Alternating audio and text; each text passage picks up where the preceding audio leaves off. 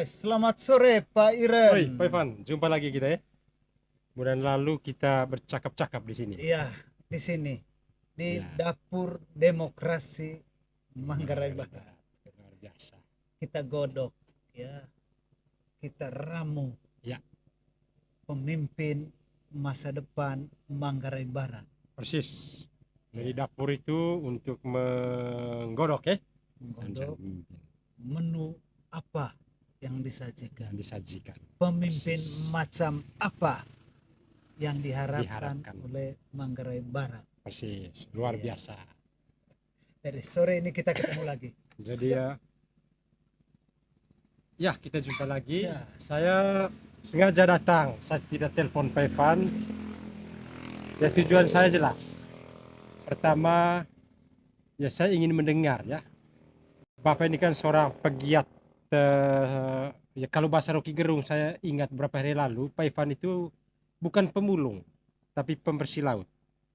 Ya, jadi namanya adalah seorang pegiat, seorang pembersih laut, seorang aktivis Labuan Bajo di bidang sampah.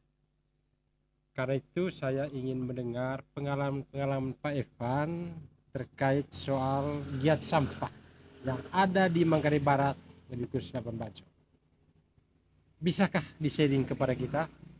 Ya, untuk handle sampah ini, Ya. ya, penanganan sampah terus masih banyak yang diharapkan. Tetapi sejauh ini kita lihat semua bergerak, Semua bergerak ya? semua bergerak. Maksudnya Ya, semua ini siapa saja? semua itu pertama, ya kalau kita mau lihat G2G-nya juga bergerak. Oke, Ya. G2G-nya ya. Ya, jadi Oke. pemerintah daerah, Pemerintahan provinsi. pemerintahan provinsi, pemerintahan pusat, bahkan juga ya pemerintah negara lain juga. Yes. Ya. Ya. Kemudian ya dengan private sector juga semua banyak yang Iya, terlibat. yang bergerak ya. Ya. Di bidang sampah ini. Kemudian kita lihat ada yang bergerak di kalangan RT atau di kampung, atau ada pemimpin-pemimpin yang melakukan inisiatif, Iya, iya. ada yang di sekolah, Ada di bahkan sekolah. gereja kita. Gereja juga ya. Oke, gereja Ya, gimana? dengan membuat suatu tahun ekologi integral. Tahun ekologi integral ya. Ya, Konkretnya apa itu? HPS, ya itu ada di sana, ya, harmonis, pedagogis dan sejahtera. Oke. Tapi maksud saya, Pak Evan, Anda ini kan ya saya menjulukinya sebagai pakar ya, ahli karena konsen di bidang itu. Masalahnya apa? Masalah sampah. Selama ini untuk konteks di Labuan Bajo, sumber sampah terbesar itu dari mana? Ya, manusia. Dari manusia ya. Ya. Dua sampah nomor urut teratas. Dari manusia. Ya, yang Maksudnya jumlahnya sering ditemukan waktu kita kumpulkan sampah di pinggir pantai, ya, atau di pulau-pulau yang tidak ada penghuninya. bahkan pulau tidak ada penghuninya juga ada sampah. Ada sampah. Dan dua yang nomor atas, Ya. yang on the top, yang pertama itu sampah plastik. Sampah plastik. Oke. Boleh dibilang semuanya sampah plastik ya, Semua tapi sampah plastik. paling banyak itu adalah plastik kemasan. Plastik kemasan. Kemasan Oke. air minum, ya, kemudian ada kemasan-kemasan bekas es, ya, itu, kemudian ada kemasan makanan, dan itu di nomor 2, ini Ya. aneh. Nomor Ya, 2 apa? puntung rokok. Puntung rokok. Waduh. Puntung Rokok. rokok ada di pulau yang tidak ada penghuni. Dari puntung rokok ini menjadi juga apa ya? Ya, sampah yang paling banyak ya. Dan itu berarti pertanyaannya tadi, sumbernya dari mana? Ya, manusia. Manusia. Sebab Oke. tidak ada anjing yang merokok. Apa kiatnya ya untuk coba memerangi masalah sampah ini di Labuan Bajo menurut Pak Evan? Ya, kiatnya kembali kerjasama, gotong royong, ya. Gotong royong. Kemudian ada, boleh dibilang suatu janji-janji pribadi, ya, atau ada komitmen. Ada kesadaran maksudnya gitu kan? Kesadaran ya, bahwa kita harus bisa mengatasi masalah atau tantangan yang kita sendiri secara tidak sadar ciptakan juga. Tidak sadar kita yang buat, kita yang ciptakan ya. Jadi akar masalahnya kita sendiri, manusia juga ya. Ya. Jadi mesti ada sebuah kesadaran moral umum ya, secara kolektif toh, untuk coba memerangi. untuk yang sudah terjadi kita upayakan atau lakukan kebersihan. Kemudian untuk ke depan ya, Ya. lakukan upaya-upaya pencegahan. Pencegahan ya. Kalau seperti yang tadi calon bupati, saya juga calon bupati. Ya. Ya, kita sudah lihat ya bahwa permasalahannya ada banyak titik ya. Salah satunya yaitu di manajemen. Manajemennya. Ya, di manajemen. Oke. Kita coba perbaiki di manajemen nanti. Ya. Kalau saya bupati, saya akan perbaiki manajemen. Dibangun sebuah sistem gitu ya. Sistem. Sehingga tidak terkesan bahwa itu menjadi satu kerja kerja rutinitas gitu kan. Iya. Dibangun sebuah sistem tentang memerangi sampah itu. Iya. Sistem yang istilah keren holistik, menyeluruh ya, secara Iya, komprehensif lah ya. komprehensif. Lengkap. Ya. Mulai dari tadi kalau kita bilang kerjasama Ya. antara pemerintah, mungkin pemerintah kabupaten, pemerintah kecamatan, Ya. pemerintah desa atau kelurahan, Ya. kemudian RT, Gitu. kemudian pendidikan, Ya. kemudian ada satu ya, keuangannya. Ya, harus ada sistem manajemennya Ya, macam apa. ya. Ada UPTD. Ini masalah kemudian komplikator lah ya. komplikator. Oh, ada yang apa ini? Ada yang datang ini. Ini Wih, satu anak muda anak ini. muda. Mari, Dek. Sini. Selamat sore. Mari. Mari. Oke, duduk. Selamat datang. Terima kasih Pak. Oi, Bagaimana kabarnya Pak? baik. Ini siapa namanya? Siapa nama? Saya Ellen. Ellen, ya. Ini dengan Ellen. Pak siapa? Ya, saya ingat Ellen kemarin di Saya sini. Pak Sorry. Iren Surya. Oh, iya, Kalian tahu kan Pak Evan toh? Pak Ed. Ya. Ellen dari mana? Terima kasih Pak. Saya dari Wetik. Dari Wetik. Desa apa itu? Desa Gloribu Pak. Pak Evan pernah ke sana Selatan. enggak? Wetik, Desa Gloribu, Kecamatan Kubus Barat ya? Iya Pak. Manggarai Barat. Oke. Terus saat ini kerja di mana? Oh, saya lagi training di local collection Pak. Oh. Iya. Ya, sekarang kita Manggarai Barat itu sudah ditetapkan sebagai destinasi super prioritas. Super Pariwisata. premium. Super Betul. premium ya. Leading sector. Pariwisata super premium. Ya. Ellen, selamat datang. Kami lagi ngobrolin Ellen. Ngobrol apa Pak? Oh, saya yang pemimpin Manggarai Barat. Ngobrol Berolong. pilkada. Iya. Iya. Kira pemimpin Manggarai Barat ke depannya. Harapannya Ellen. Ellen ini umur berapa sih? Umur berapa? Saya umur 19 tahun Pak. Oke. Contoh kira-kira atau harapan orang muda.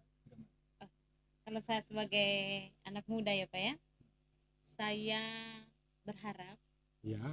bupati atau pemimpin kedepannya itu orang muda. Orang muda. Iya. Jadi orang muda. Orang muda. Oke, muda itu konkretnya bagaimana? Kenapa orang muda? Orang muda bagaimana itu? Maksudnya? Muda untuk semua. Kayak contohnya muda untuk bertemu Muda untuk bertemu. di mana saja. Oke. Iya. Muda untuk bertemu, berjumpa. Oke. Ya. Jadi malah koto yang kota duka cauto. Betul sekali Pak. Oke, muda apalagi? Muda bagaimana? Muda bertemu. Muda berkomunikasi dengan siapa saja, apalagi ke masyarakat. Kita. Komunikasi ya, komunikasi mudanya. menghubungkan satu sama lain. Betul. Oke. Iya. Juga harus bisa mencintai alam Pak. Apalagi Wah. Labuan Bajo ini ya. Kita baru bahas alam ini, bahas lingkungan tadi nih. Luar biasa ya. Ada anak muda yang berpikir demikian itu. Berarti ya, karena memang pariwisata kita itu pariwisata alam. Pariwisata alam ya. Ya. Oke. Kalau Pariwisata alam. kita mau bilang pariwisata alam, kira-kira begitu Ellen ya, Iya. mencintai alam, ya kita cintai Betul. pariwisata alam itu. Oh, Ya, iya, kita harus iya. cinta alam. Bahwa harapannya pemimpin, bupati itu orang muda, mudah untuk dihubungi, mudah untuk komunikasi, mudah dijumpai. Helen tamat dari mana dulu? Saya tamat dari Swakarsa Ruteng Swakarsa tahun Ruteng. 2003 kemarin. Tahun 2003. Oke. Jurusan apa? Saya jurusan usaha perjalanan wisata kemarin. Oh, keren. Wow, keren. Berarti berpetualangan. Senang berpetualangan. Betul sekali Pak. Ini anak muda hebat, Pepan. Dia akan menjadi hebat untuk 10-20 tahun ke depan dan bahkan bisa jadi bupati Manggarai Barat. Amin. 20 tahun ke depan. Amin. Iya. Kita berharap wanita bisa jadi bupati. Iya. Itu Jadi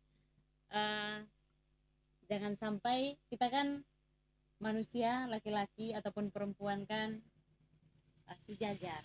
Jadi saya setara. pengen juga Ada perempuan bupati, untuk kedepannya bisa juga Bupati. perempuan. Maju Ya. sebagai calon dan terpilih. Betul. Kesetaraan. Ya, ya, ya, ya, ya. Berarti kedepannya Ellen ini cita-cita jadi bupati. Ya? Boleh. Tapi luar biasa ya. Berkesempatan bisa magang di sebuah hotel apa nih collection ini ya, hotel mewah. Tentu itu ajang untuk mengasah kapasitas diri ya. Tentu saya harap belajar lebih sungguh sehingga bisa berkembang yang jauh lebih dahsyat ke depannya dan bisa berkompetisi di dunia-dunia yang lebih kompetitif lagi di dunia kerja tentunya ya. Iya. Begitu. Dan ada kebanggaan. Ya. Kebanggaannya apa? Sertifikat Anda nanti telah melakukan program magang di Komodo. Komodo ya. Menyebut Komodo, ikon Komodo, tidak semua orang bisa dapat itu dan Anda hebat. Oke. Anda melakukan magang di kawasan sekitar Komodo. Komodo. Magang di kawasan sekitar Sekitar Komodo. Komodo. Mesin begitu.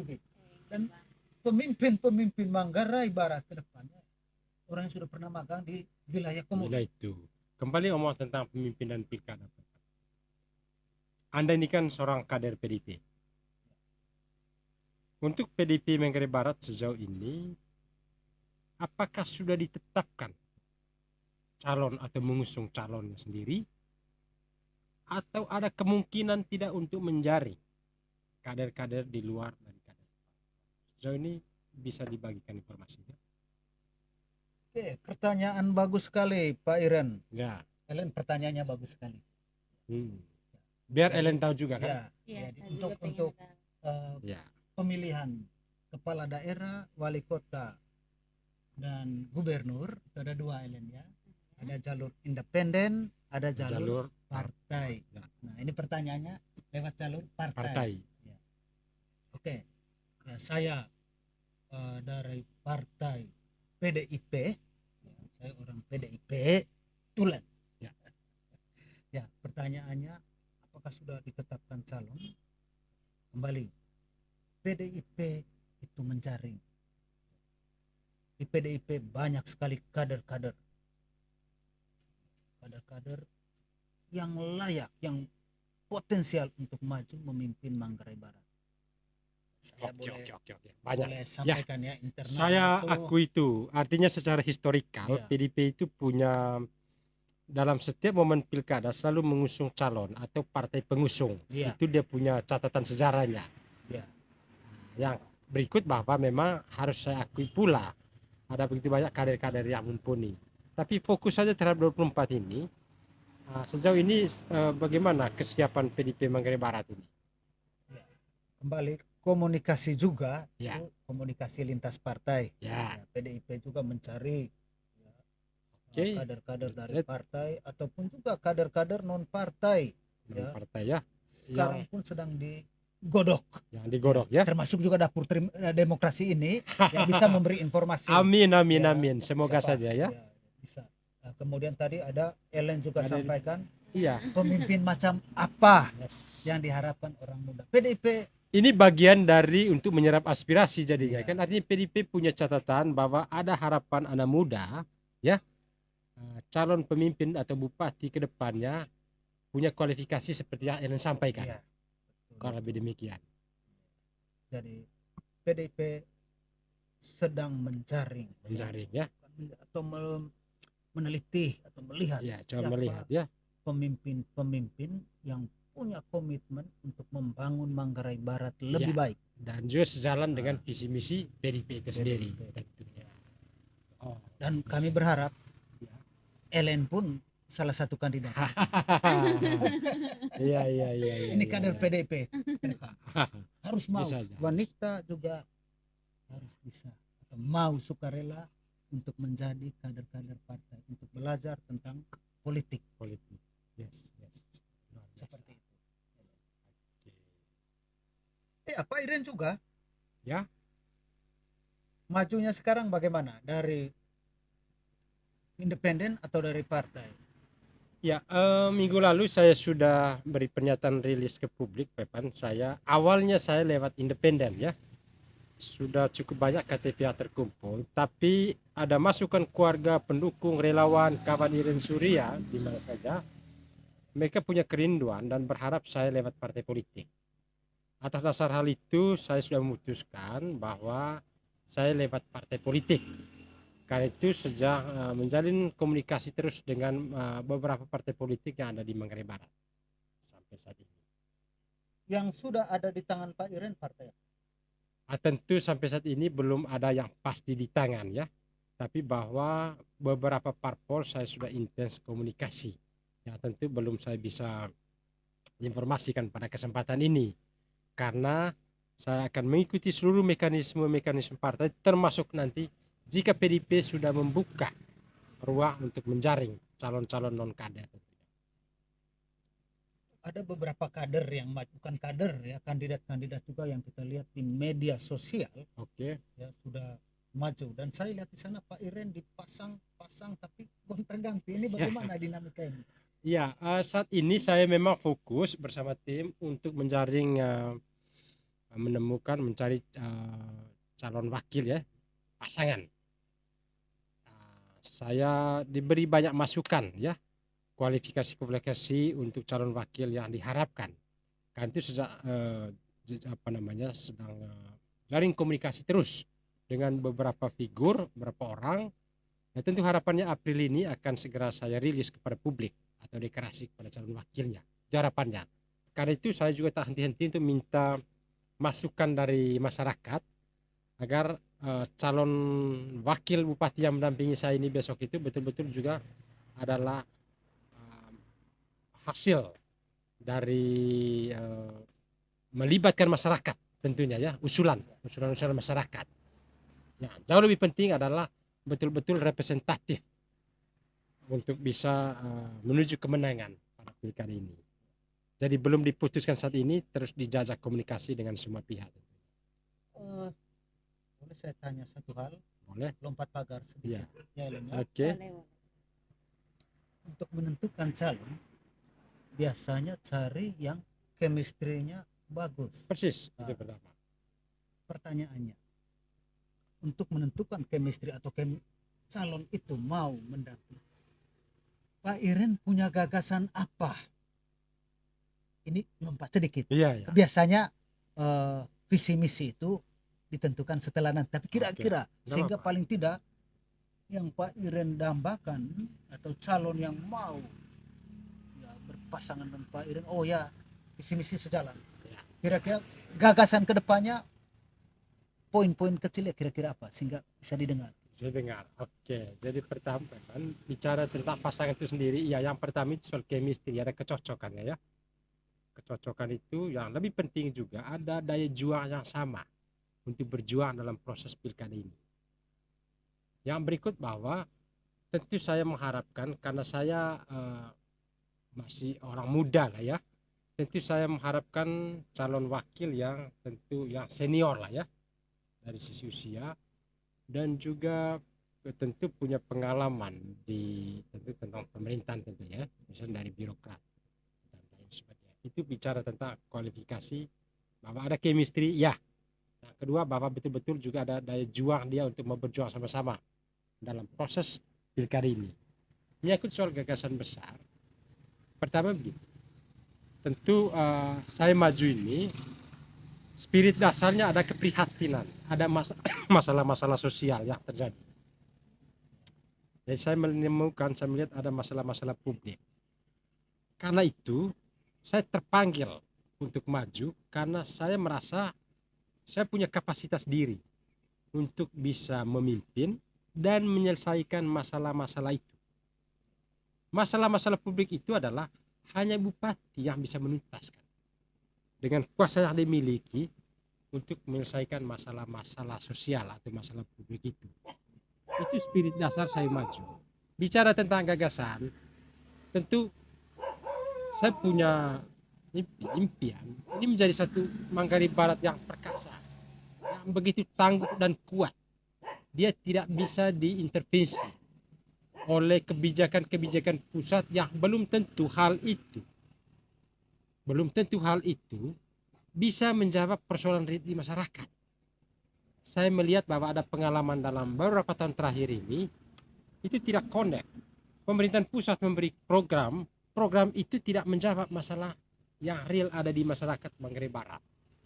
Boleh contohnya satu, kedua? Contoh misalnya satu hal ya, ada program dari pusat, misalnya membuat lapangan itu misalnya tempat parkir di depan rumah sakit Siloam. Dulu dirubuhkan semua bangunan-bangunan itu yang dulu ada ini. Apa hasilnya?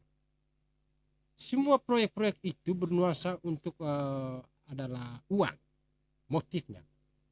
Taman-taman bunga yang ada di kota yang ada semacam pot hidup itu miliaran uang yang dikeluarkan untuk daerah ini. Tapi tidak menjawab masalah-masalah real yang ada di masyarakat. Itu salah satu contoh misalnya. Bukankah itu membuat pot-pot bunga ya kembali seperti tadi, membuat daya tarik wisata supaya kita lebih indah? Betul, tapi ada hal yang real yang menjadi masalah publik ya, kemiskinan Manggarai Barat ya, jadi prioritas. Itu pentingnya iya. Tapi saya bilang itu tidak menjawab tentang kemiskinan itu sendiri. Berarti harus ada skala prioritas. Iya, artinya poin saya bahwa ada program yang dicanangkan oleh pusat ini tidak connect dengan kebutuhan publik, kebutuhan rakyat, masalah-masalah rakyat. Ya, itu gagasan-gagasan besar yang kembali mungkin untuk bisa dilihat. Hal lainnya konkret, Pak Ivan, menginginkan besar, saya punya impian. Ya visi misi bupati itu harus konkret dalam 5 tahun. Apa yang mau dicapai 5 tahun? Boleh sebutkan mungkin satu visi misi yang kira-kira? Iya. Saya akan punya impian satu, saya akan buat satu taman hiburan ya, taman kota. Ruang publik atau taman kota yang indah dalam 5 tahun itu. Sehingga taman itu atau tempat itu menjadi ruang terbuka dalam untuk seluruh masyarakat Manggarai Barat. Bisa setiap saat mereka menikmati udara segar, untuk nongkrong-nongkrong seperti ini, bawa anak-anak untuk bermain, bisa main wifi di situ. Tentu di situ nyaman, ramah lingkungan, indah tentunya, dan sejuk. Saya punya impian itu ada di Kota Labuan Bajo. Sebuah taman kota yang bertaraf internasional, yang setiap saat publik Manggarai Barat bisa menikmati. Bukankah itu pemborosan, Pak Iren? Tidak, ini menyangkut soal kebutuhan dasar manusia ya. Dia butuh satu ruang publik yang segar, yang murah meriah, yang bisa dijangkau.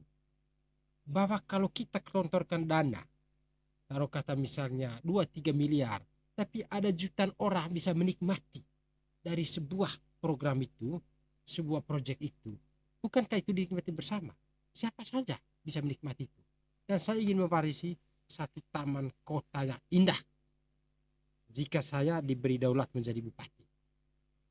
Bahwa nanti 100 bahkan 300 tahun ke depan orang akan mengenang ini sebuah mega proyek yang indah untuk dinikmati oleh turun temurun anak cucu kita nanti. Menarik. Ya. Menariknya begini Pak Iren ya. Pak Iren katakan mau membuat taman wisata, sementara taman kota. Tadi adik kita bilang apa? Mencintai alam. Ya. Taman yang ada di Labuan Bajo, taman alam. Ya. Kita sudah punya Taman Nasional Komodo. Ya. Yang sudah go internasional. Ya kira-kira ide Pak Iren soal Taman Nasional Komodo ataupun taman-taman lain, taman wisata alam yang sudah ada di luar, ya, supaya tidak ada, mungkin tadi saya bilang supaya menghindari pemborosan, ya kira-kira macam apa? Jadi gini, yang di TNK itu adalah tidak semua masyarakat Manggarai Barat, Kota Labuan Bajo bisa menuju ke sana. Nah, saya melihat persoalan di masyarakat, lebih khusus Kota Labuan Bajo itu ada satu kebutuhan dasar akan adanya sebuah ruang publik yang murah meriah, setiap saat bisa dijangkau. Siang atau malam. Cita-cita besar, bagus. Iya, mungkin butuh lahan 1-2 hektar saja. Tapi bahwa setiap saat, mau orang sehat orang sakit, bisa duduk dengan nyaman di situ. Anak muda bisa main wifi di situ dengan gratis. Anak-anak bisa bermain di situ. Itu impian. bahwa siapa yang menikmati kemanfaatan proyek ini tentu masyarakat. Masyarakat siapa? Siapa saja masyarakat. Dia bisa ke taman. Taman apa? Datang ke taman itu. Bahkan saya punya nama tamannya Taman Surya. Kemana Taman Surya? Dia bisa main wifi anak-anak muda, pacaran di situ, anak-anak bisa bermain di situ. Itu menjadi tempat meeting dan lain sebagainya. Oke, singkat kata, berarti tidak perlu susah payah karena kita bisa ke surga hanya datang di Labuan Bajo. Ya, betul itu. Oke, cakap sore yang luar biasa, banyak ide-ide Ellen, Iya. Anda sudah hadir di sini. Ya, Ya, kemudian acara ini, ya. ya, ini gagasan dari orang muda juga. Ya. Bernama Hamid. Hamid. Ya. Kakak Hamid ini ya datang tadi, ya dia siapkan mic, dia siapkan peralatan semua, lagi limbang salam, bandera, dan dia buat. Dan ide-ide seperti ini, seperti yang Ellen sampaikan tadi, anak muda yang cepat bergerak, ya, anak muda yang kreatif, ya. Jangan lupa follow akun Flores Kreatif. Pak Hamid. Dan Thank you. terima kasih Helen. Terima kasih untuk perjumpaan ini, Iya, Pak. adik Helen.